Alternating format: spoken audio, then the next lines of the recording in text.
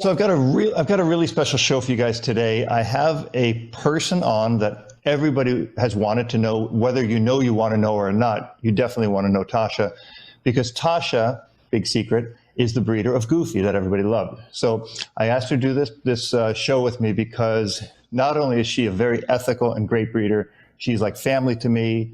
She's a person I've known for 10 plus years now, Tasha. And I regard her like family. She's an amazing human being. So we're going to talk about what we love, and that is dogs. So welcome to the show, Tasha. Oh, thank you. My first podcast, so bear with me a little. Well, I'm glad it's with us. Now, who's sitting behind you there? So this is my puppy, Fox. She's 10 months old, and she's being very naughty in the house, so I'm glad she's sitting next to me right now. At least nothing will be destroyed. For danger. That's very funny. That's fine. Now, she's a dog you bred, Foxy is. Yeah, she is. I'd have to say, so she's a Cammy granddaughter, so she is a cousin to Goofy. Okay, cool. And when we met 10 plus years ago, it was before Goofy was ever conceived. Goofy was from O'Neill and Cammy. And I remember something really interesting. I came to you through Terry Meredith, who I'd done a whole bunch of Malinois rescues, and I kept wanting to keep one as a pet, but I had a Shar-Pei, and and everybody said it's not going to work out with any of these dogs. And Terry said, "You've got to meet my friend Tasha. She's an amazing breeder." And we talked on the phone several times, but we met down at the Eukanuba show in Long Beach. Do you remember that? That's correct. Yep. I think that was the last time that the Eukanuba show was there. I had Cammy and then her brother Mojo. I was showing both of them. Exactly. And you said, before I sell you a puppy, I want to see how you work and how you handle, how you get along with Cammy. Yeah. And Cammy was a great dog, but she was a lot of dog. She was a lot of dog, yeah. Like and if anybody could handle Cammy, they could probably be okay with a puppy. Yeah. Cammy what an amazing dog Cammy was. Was she the first or Malinois that you owned to breed? She was actually my third. I imported Cammy from Australia from a breeder named Linda Trotter. Her kennel was named Belgian Bow. And Linda and I have been friends for, about 15 years now. And I called her up and I said, I really need that puppy to come over. And she kind of said something like, "Are you serious?" And I said, "Yeah, send her over right now." So I got Cammy when she was 9 months old from Australia. And she came bounding out of the box, just a barrel of fun. What drew you to her? Why did you want her? I know it's that there's the it factor, right, with dogs, but what was the it factor with Cammy? I had really her dad. He was a Shih-Tzu-free IPO champion as well as a confirmation champion. And everything that I talked to their breeders about was about his stoic temperament. And me being a action person, I'm really into structure. Looking at his structure, even as an older dog, he was just really well built. And then, being friends with Linda and having conversations, I mean, mostly I really love a good temperament. And the one thing she kept saying about Cammy was temperament. And I said, well, that's for me. So I tell you, she was a wild ride her whole life. How old was Cammy when she passed away? Yeah, so she was just about 14 and a half. And she cancer, but like most things in life, she did that at 400 miles an hour. She was really, really good until she really wasn't. So, she made the decision really easy for me. Yeah, but what an amazing life, right? I mean, you live hard, you die hard, you just live every day to the fullest. And I think that's the spirit of the Malinois, isn't it? It was really funny when she passed. I posted on Facebook. I said, I can't remember exactly what I said, but I said something, we should all live this life this way, going 400 miles an hour and sliding into the grave, not asking for forgiveness, but partying just a little harder. Yeah. That's how I would describe her. I remember that. I mean, I still brings tears to my eyes just thinking about it. It's Goofy's mom, and it's the first, how we met. I mean, if it wasn't for her, I wouldn't have Goofy, and Goofy has been the most amazing thing in my life. It was unfortunate she got cancer, but I tell you what, she lived life every day to the fullest. And I mean, unfortunately, dogs don't live as long as we do. It wasn't like it was a drawn out illness or anything. She just went and she partied till she was done. So maybe we should all be that way at some point. I believe that. And I wish that for all my dogs, my family, my friends. It's like, live life to the fullest, go to bed and don't wake up the next day. I mean, that's really, really what you want. I mean, when you start dealing with that. But a really important question is, this is what I've always wanted to ask you this, and I've never asked you this in all our friendship. First of all, did you ever breed or handle, show, or whatever other dogs before Malinois? And part two to that question is, what drew you to the Malinois? Like, why? What was the it factor for Malinois that made you just go, that's my breed? Oh, sure. I sold several breeds before I had Malinois. This is going to sound a whole lot of silly, but I started with English Mastiffs, and they just weren't the breed for me at all. They were big and kind of clunky, cool dogs, but their lifespan was so short. My first dog I ever did competitive stuff with was a Siberian Husky. And I have some stories about that dog. she definitely was not a dog for a novice dog owner, that's for dang sure. And then my first Belgian, I actually had the Belgian Groenendael, the black Belgian, here in the United States. It's called the Belgian Sheepdog, and I did conformation and herding and agility and obedience with him. He also was a trained avalanche dog, so that was kind of my start to the Belgians. And then I really, the Malinois really appeal to me. They tend to be, they don't have the groominess of the long-haired Belgians, and their temperament really appealed to me. I had hung out with quite a few Belgians or Malinois, and I thought to myself, I just would really like one of those. And I kind of have a funny story about the first Malinois I ever hung around, if you want to hear it. Yeah, of course.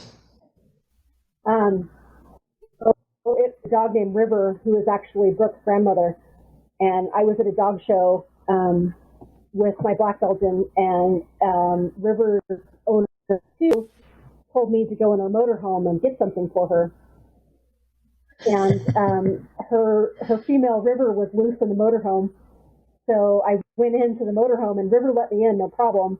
And then I tried to leave, and River said, "Oh, I don't think so." And she literally held me in that motorhome for an hour. And I was sitting very quietly on the couch because I really thought she would bite me, I'm pretty sure. And she had no intentions of ever letting me out of that motorhome.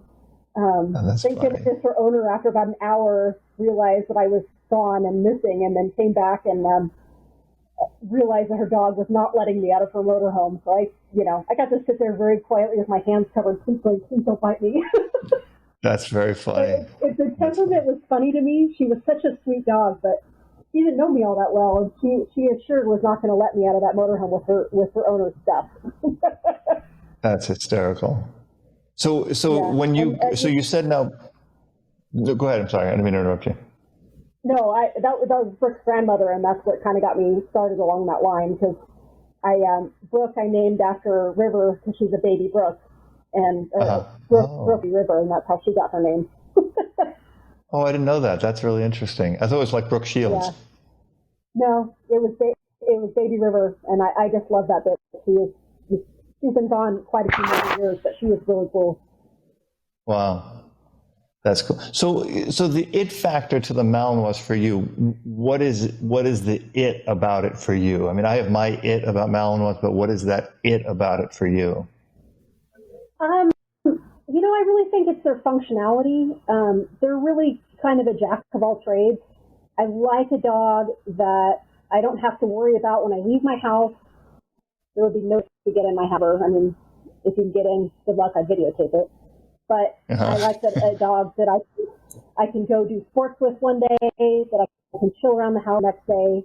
My life has changed quite a bit since I've had Malinois, so now we have a working farm. And I appreciate that my dogs can go out and work. We can go do agility. We can go do conformation. We can go do obedience. And they can do all the things. They like it. And really, they just like working with their people. So I mean, that's my it factor. They're just very functional dogs that really can do anything that I would like to do. But there's also that component. I mean, the dogs you breed really do have this cross spectrum thing. Like, they're beautiful dogs, but they will work, but they will do conformation, but they will chill in the house.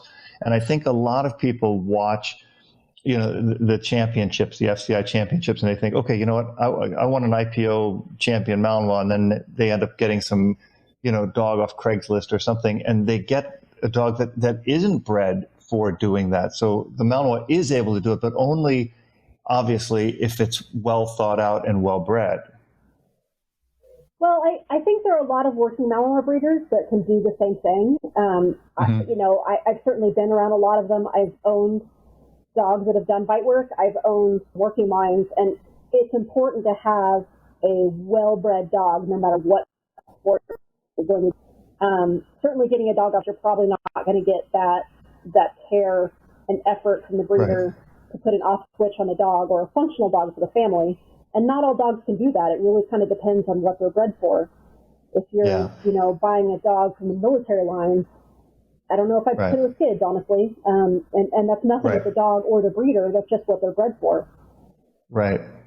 And that's what you don't really know if you get the dog just from a random friend or just some random breeder. That, I always say you got to look back 1 or 2 generations at least to know what you're getting. And that's what I was so impressed with you is you really think about that, and you really think about who you're breeding to who, because that's what you're going to end up getting in a puppy. And you don't know that unless you know what you're starting out with. For sure. And, I've been really fortunate. This is my 5th generation that I've known personally. I really, it's fun to pop out of dogs that I knew dogs 20, 25 years ago. I don't want to criticize anybody starting out in the breed as a breeder. Like, those are things that you need to know. But if you're going to breed for an all-around dog, you have to pay attention to a whole lot of factors, not just because a dog will bite. Not in any way, shape, or form being degrading about that, because they're great bite dogs, but you have to care about other things besides that. Yeah. And it's about being well-rounded. Like, a lot of times I'll see dogs that are great bite dogs, but they don't have the off switch, and they're not social dogs, they're more civil dogs. Or you see dogs that are great agility dogs, but they're a nervous wreck around anything else. And I think that balance, I want to talk a little bit about that, because that's something that I know you believe in, and I know it's something you know a lot about.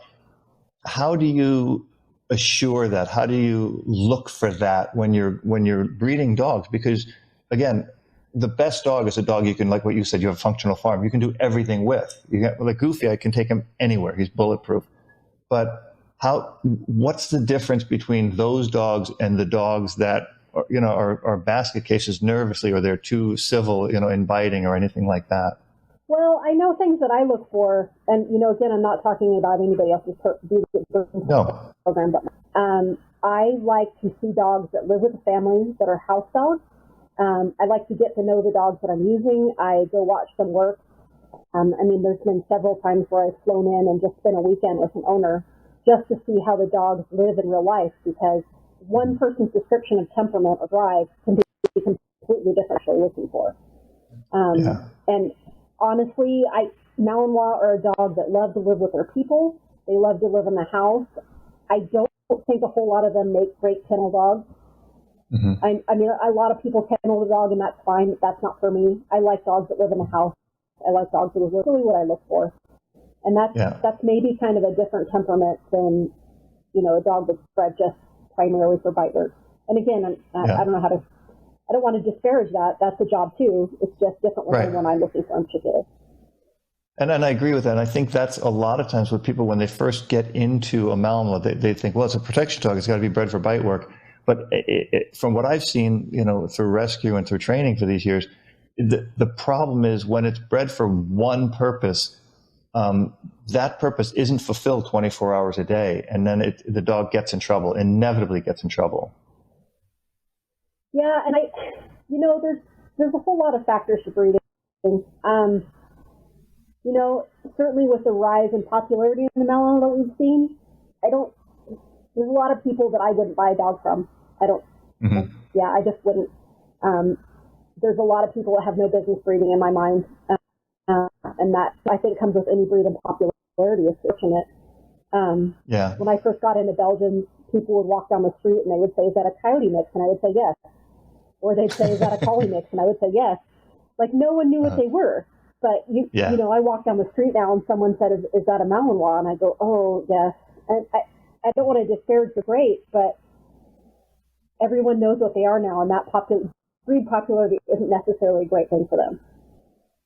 Yeah, I've been a big critic of it too. You know, you watch John Wick, and I did a big critique on that, because as much as, I think the more people love the breed, the more we're truly trying, what you're doing as well, is trying to preserve this breed, to try to make sure that it doesn't end up in the wrong homes and doesn't end up being bred incorrectly.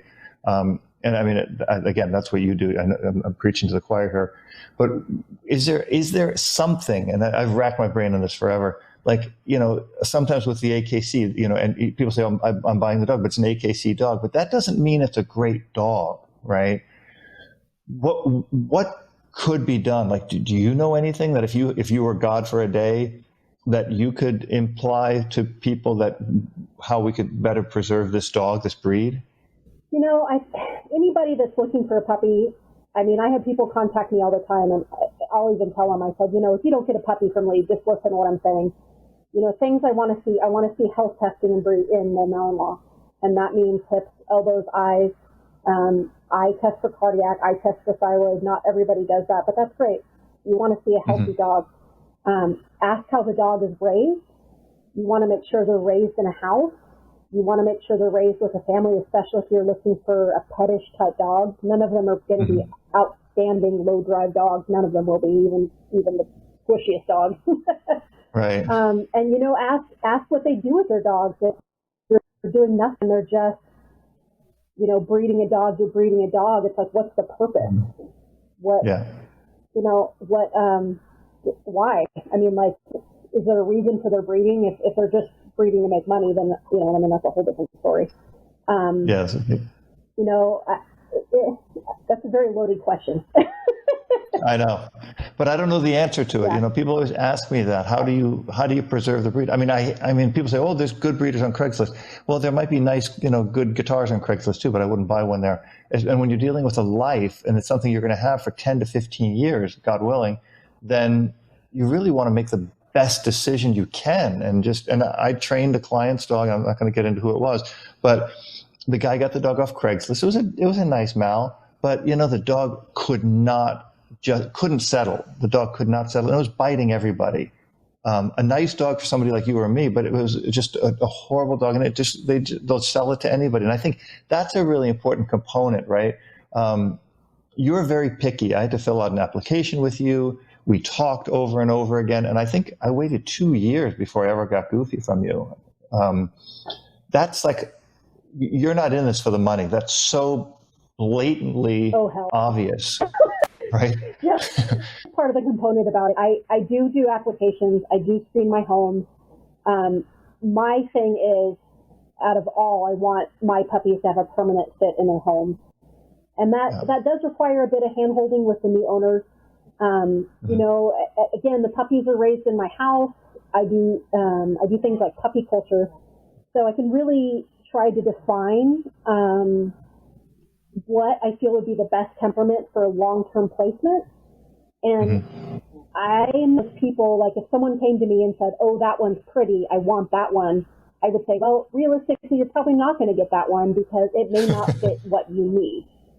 Right. And, you know, that's a hard thing for people to swallow. They're paying a hunk of money for a dog, and I'm like, well, you're not going to get what you want. I'm going to pick a dog for you. But I've lived with it for 8 weeks, and I've watched it.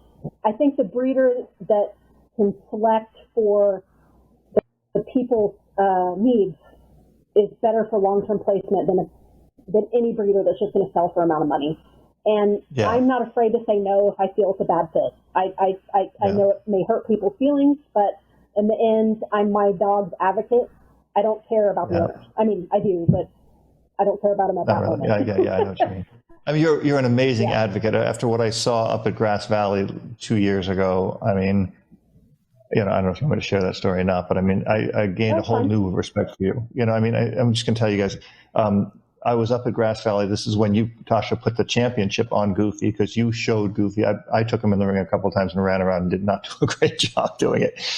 You make it look so effortless. And Tasha's a person who made, he's my dog, but she bred him and took him to his conformation championships. And we were up there.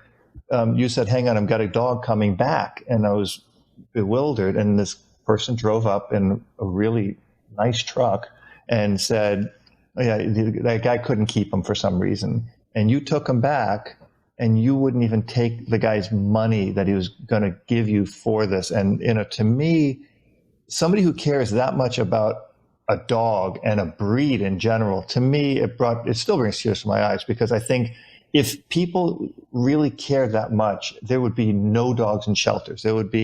Every dog would be loved and cared for until the very, very day they took their last breath. And that's who you are as a person. That's why I'm proud to have you as a friend, and and just to have you on to talk to you about this, because I don't think I've ever seen that in a person. And I know a lot of breeders and I know a lot of dog owners. So kudos to you for that. Well, I tell you, my ethics are I am responsible for them coming into the world, and I am responsible until they die. And if I am their soft place to land, and I don't care any excuse. I don't care if the dog's not a good fit. I don't care if the dog at 20 to come here. I am always open. It doesn't matter the age or reason. I don't judge people.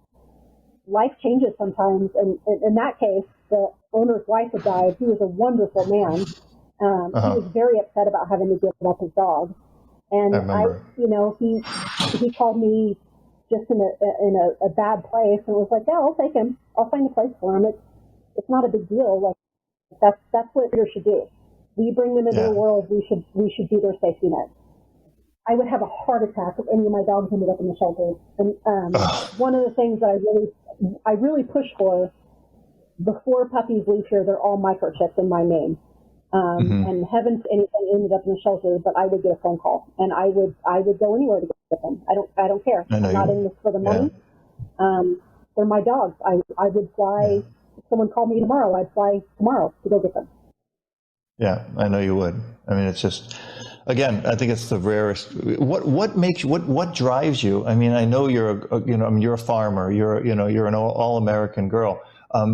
What drives you, like, to be so passionate about dogs like that? That obviously I know you're not making money on breeding dogs, but what is that thing about you that makes you so, like, they're my dog and that's it until the last day? If I have to drive to Clearwater, Florida to go get that dog, I'm going to do it.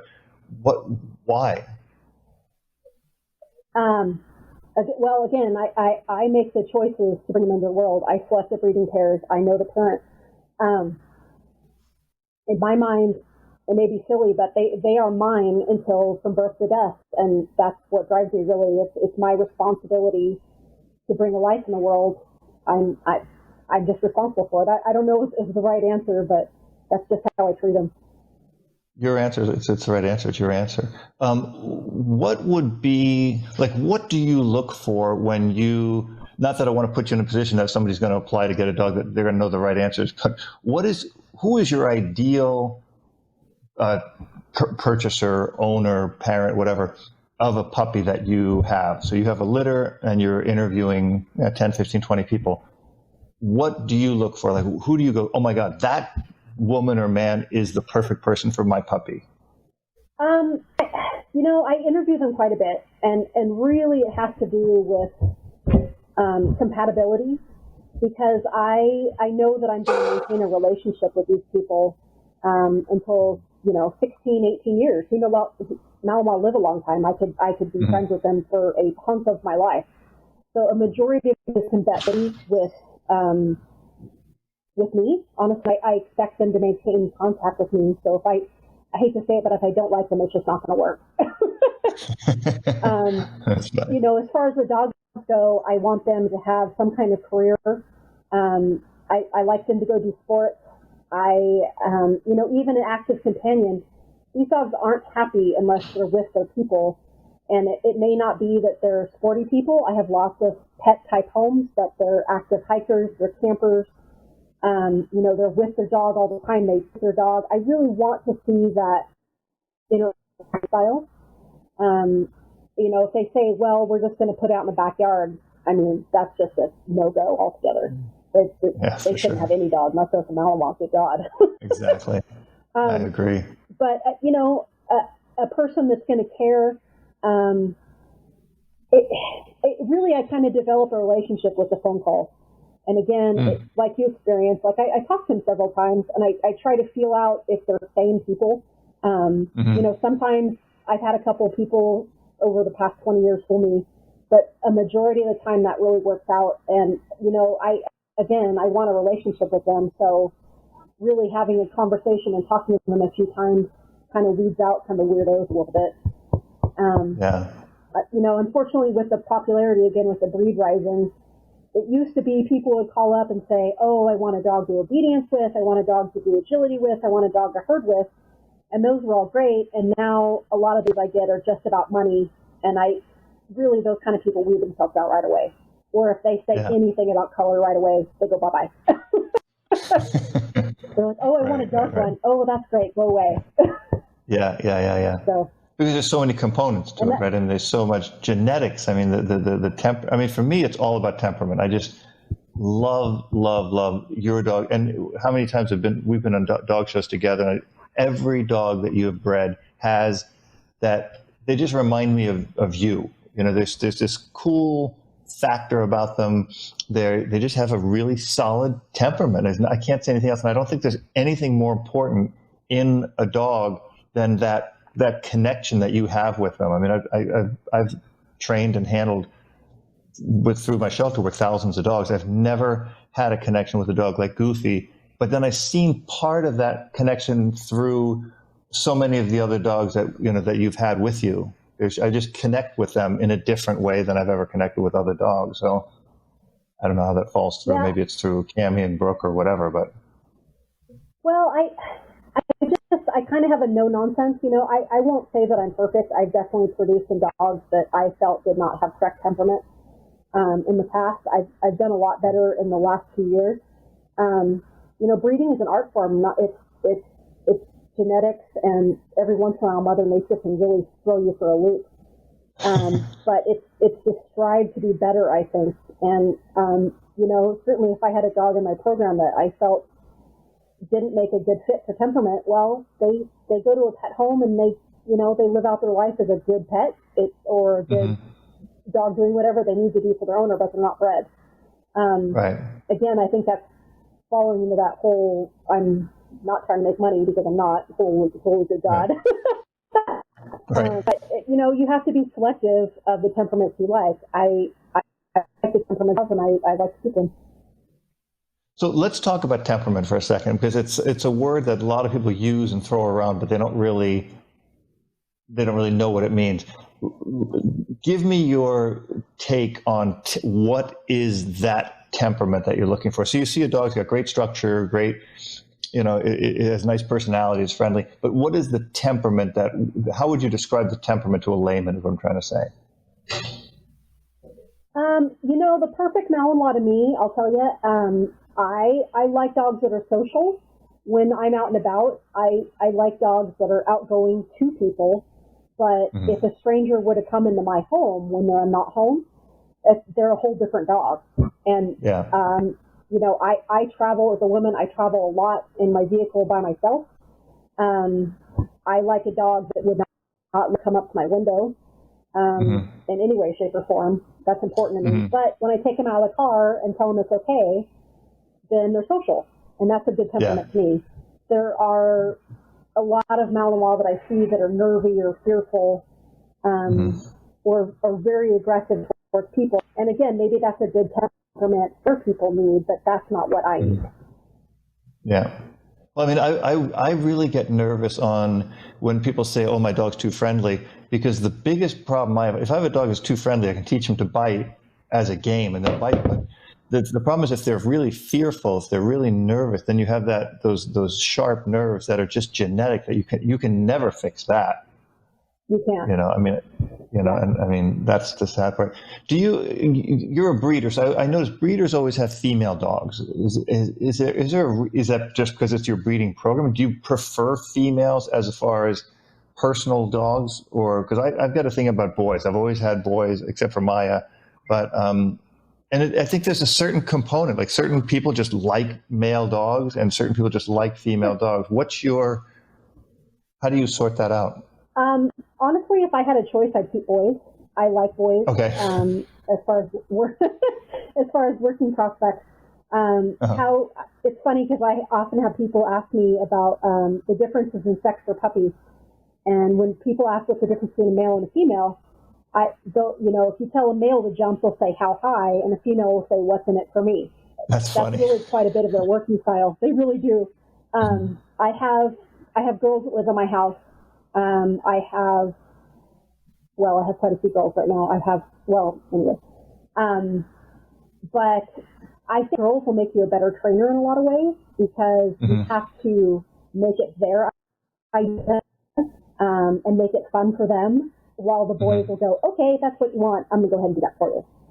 So that's brilliant. Personally, I think that the males are better working prospects if you just want a single dog.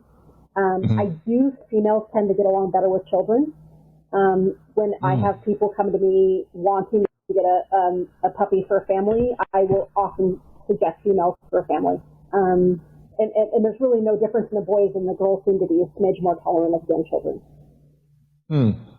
That's really interesting. And that's a really good point, because the Malinois are such a drivey dog, especially I always have an issue with toddlers. I think that's where the real issue is because if they're really, really small, it's one thing, but when they're just starting to walk and they're waddling around, they're so much fun to chase. They just, the dogs just like to chase them they're like little sheep. I often hear that from people. I think there's a lot of people that say Malinois are crappy for children. I would disagree with that statement if you're a good dog trainer yourself and you can manage interactions between toddlers and dogs. They are herding dogs. They do have high prey drive. So, and each dog's an individual. It's one of those things you have to weigh the risks and balances. But I know several that live with anywhere from infants to their whole life, and they're fine. It really depends on their parents. Yeah, you see the videos with the idiots that are allowing their children to bounce on their Rottweilers, and I cringe horribly. And it's if you have that plan with a Malinois, good luck with your children. You might as well just manage them. Right. But if you manage them and understand, then I don't think it's a big deal. Yeah. Where do you draw the line? Because as a dog owner, I think every dog I see should have the life that Goofy has. I mean, I think they should all be fed like he's fed. They should sleep on the bed, and they should have a great mom like Janet and great brother like Dwayne and all this stuff. Where do you draw the line, when dogs are working dogs? So the dog is going to go out and you do a lot of sheep herding, or somebody's going to do a lot of protection work. At some point in those activities, right, there's an inevitable risk of injury for the dog, but the dog is really living life to the fullest. How do you balance that one out? I guess I don't think about it a whole lot. I would say Malinois in general, I often tell my puppy people I need to buy them bubble wrap. They are a breed that is not very self-aware, or no, right. They're not a breed that has very good self-protect.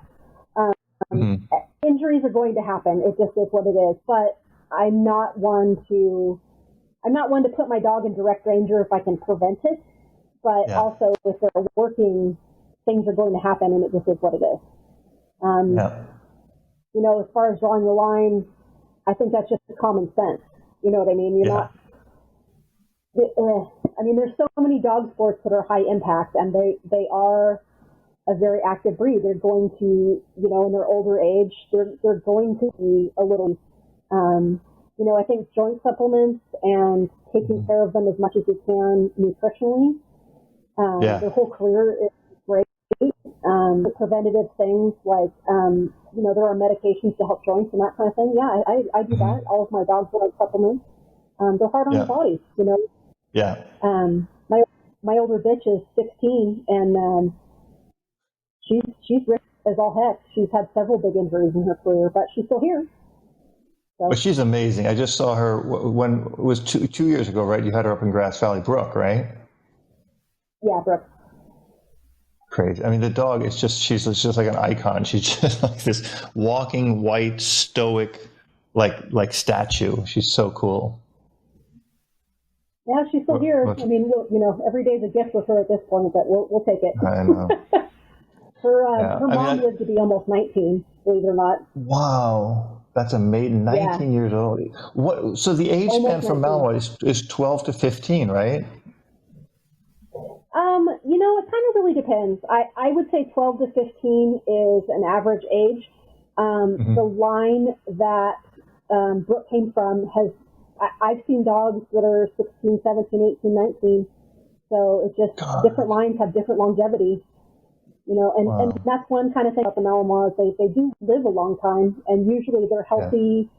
Yeah. I'm not going to say that about all of them, but usually they're healthy and just kind of not. So. Yeah.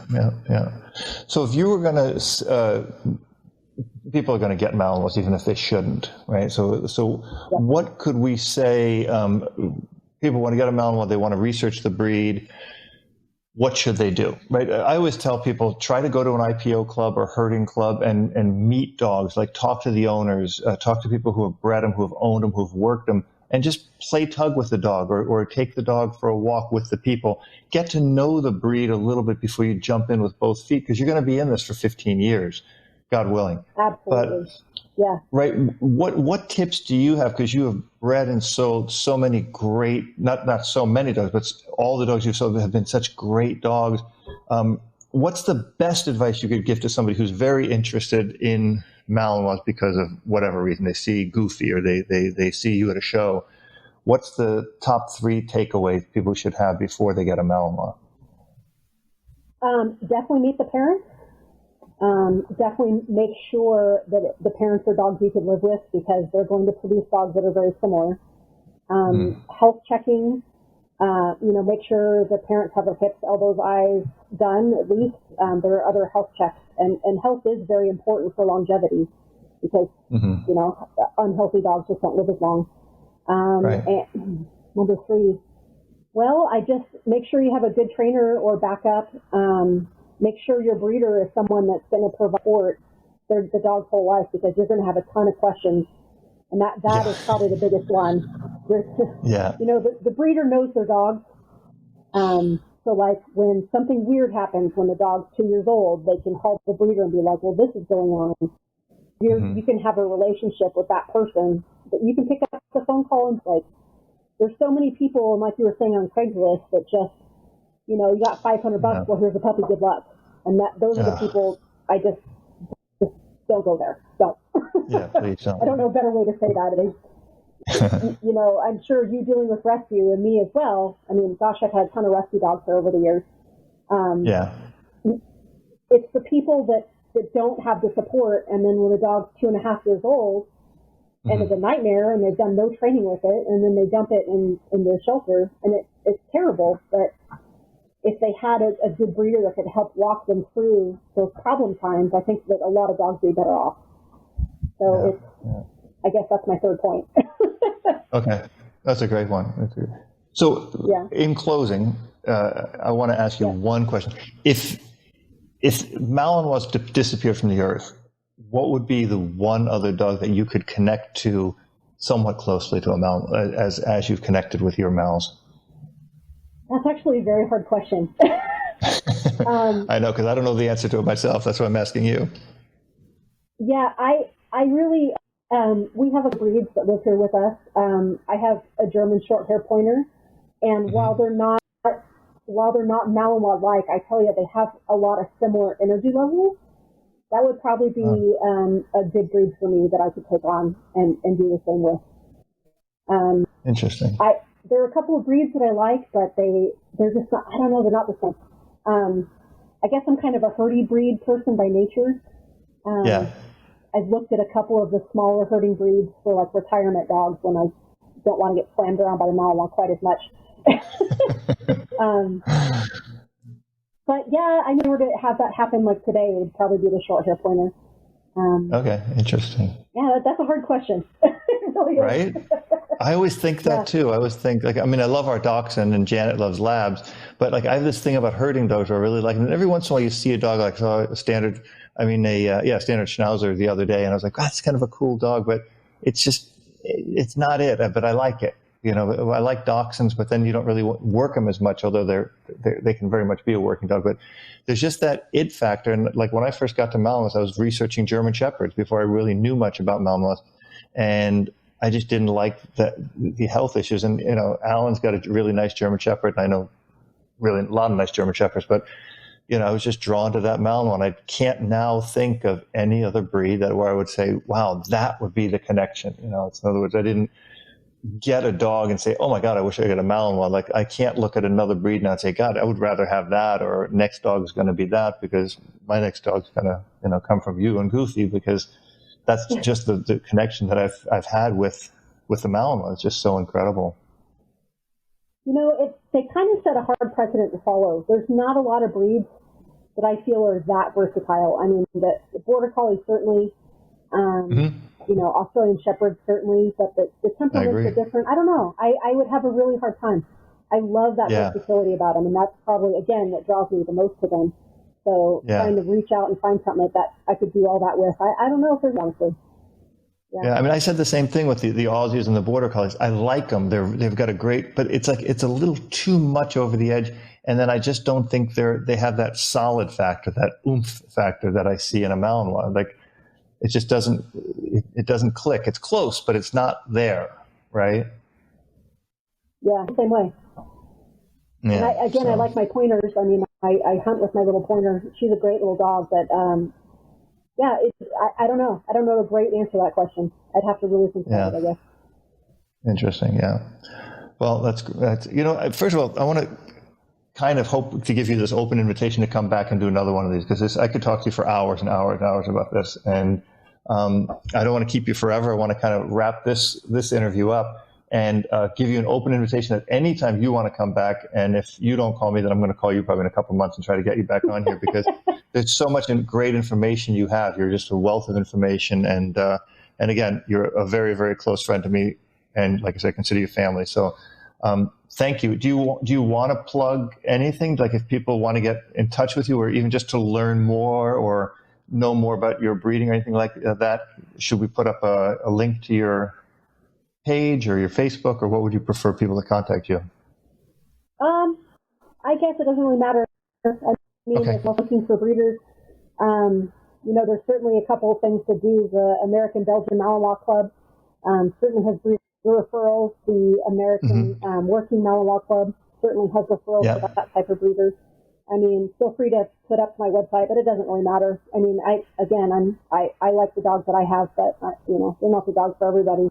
I just want to make sure that if people are looking to get a Malinois, they get a well-bred one from a responsible breeder, whatever they do. Yeah. But in closing, I will say that your soaps are amazing. Oh, thank you. That's a little known fact, because you started this a few years ago, and I use your soaps all the time. They're so good. They're goat milk soaps, right? And you make them by hand.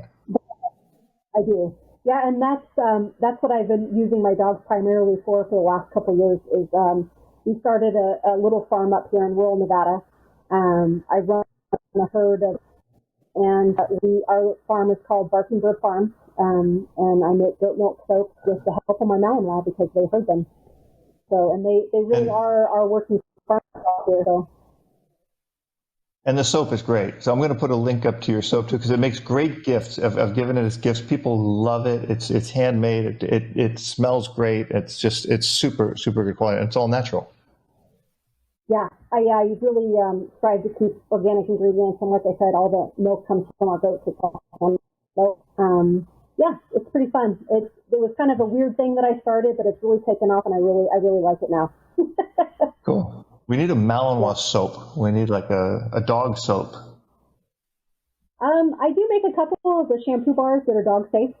Okay. But I have got that request quite a bit for dog shampoo, so that may be something I do in the future. We'll see how it goes. I think that would be a great idea. I think we got to think about that. Something that smells really good, and put Cammy or Brooke on there, and it should be like a dog shampoo bar.